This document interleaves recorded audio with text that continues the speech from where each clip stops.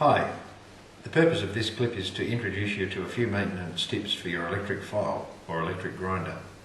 Electric files are used across a variety of industries, including jewellers, dentists and hobbyists, but their main area of use is as an electric nail file by nail technicians. These items are commonly referred to as drills, which by definition is quite incorrect, as a drill is used to bore a hole in something. This is not what we want when filing somebody's nail.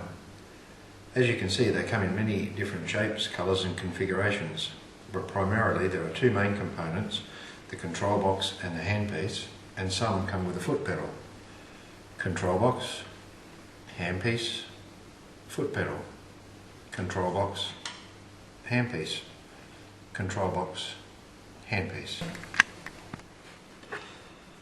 We won't go into user technique here, as this would have been covered in your nail course, but we want to cover some of the basic functions and troubleshooting for both the box and the handpiece. The control box will have a power switch, in this case on the front, sometimes on the rear, like this model. If the light's on, somebody's home. If not, check the fuse. The fuse in this box is located at the rear. Change the fuse. If after that you still don't have power to the box, it's time to send it to the shop.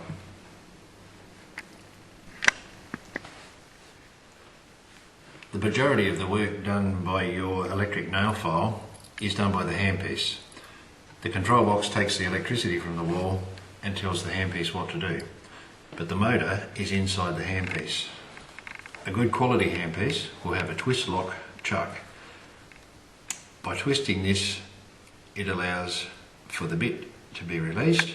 By twisting the other way, closes it up again. Your handpiece will breathe when the motor is going, with the air coming in through the back and venting out through this port here. It's important to keep this free of filing dust. As a maintenance tip, disconnect it from the power source, unscrew the base slightly and blow this out. Keep it free of dust. It's also advisable from time to time to remove the nose cone, this piece, in order to remove the dust from inside there as well. If you end up with your nail file in your handpiece in bits like this, this is the order that you would need to copy to put it back together. The cone, the chuck, spring. Sometimes there'll be 2 washers, sometimes 3. This piece is crucial. It is offset. This is a blow up of this piece here, and you'll note that the lugs on the side are lower one way than the other. It needs to go in that way down, the higher piece facing up.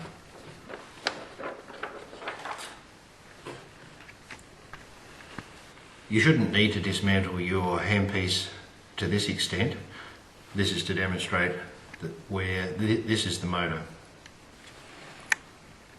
In order to change the brushes, which is a normal service item, remove the bottom cover cap.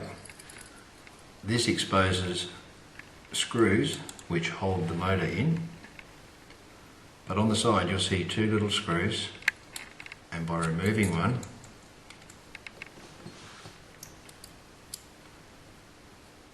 it will remove a spring-loaded section with a carbon brush.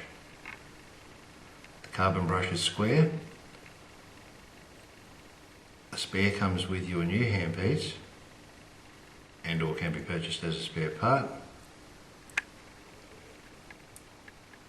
Replace it, do up the screw, and away you go again.